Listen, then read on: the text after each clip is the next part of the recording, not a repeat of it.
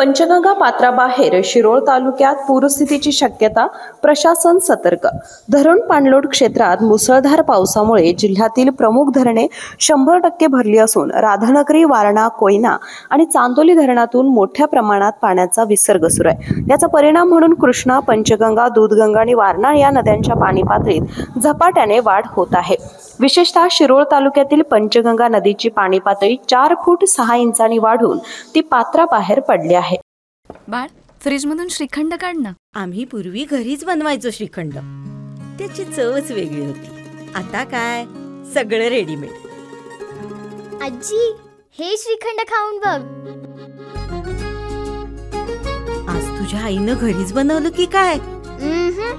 हे आहे गोकुळचं श्रीखंड। अगदी जिभेवर रेंगाळणार। जिभेवरच नाही तर मनावरही रेंगाळणार। गोकुळ श्रीखंड, मनावर रेंगाळणार।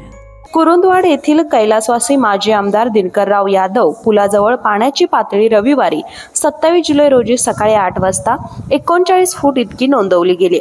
ही माहिती तालुका आपत्ती व्यवस्थापन विभागाकडून देण्यात आली आहे। पाणी पात्राबाहेर गेल्यानं नदीकाठावरील शेती पूर्णतः पाण्याखाली गेली असून शेतकऱ्यांची मोटारी, कृषी साहित्य आणि अन्य वस्तू वाचवण्यासाठी धावपळ सुरू आहे। सध्या पुलाची इशारा पातळी 65 फूट आणि धोका पातळी 68 फूट इतकी आहे।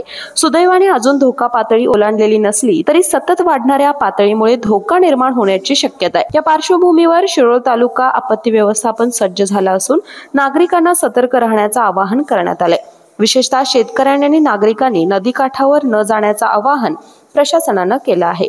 दरवर्षीप्रमाणे संभाव्य पूरस्थिती लक्षात घेता तातडीच्या उपाययोजनांसाठी प्रशासनाने हालचाली सुरू केल्यात। केके न्यूज साठी शिरोळ प्रतिनिधी कुणाल कांबळे। अशाच नवनवीन अपडेट पाहण्यासाठी आमच्या केके न्यूज चॅनेलला सबस्क्राईब करा।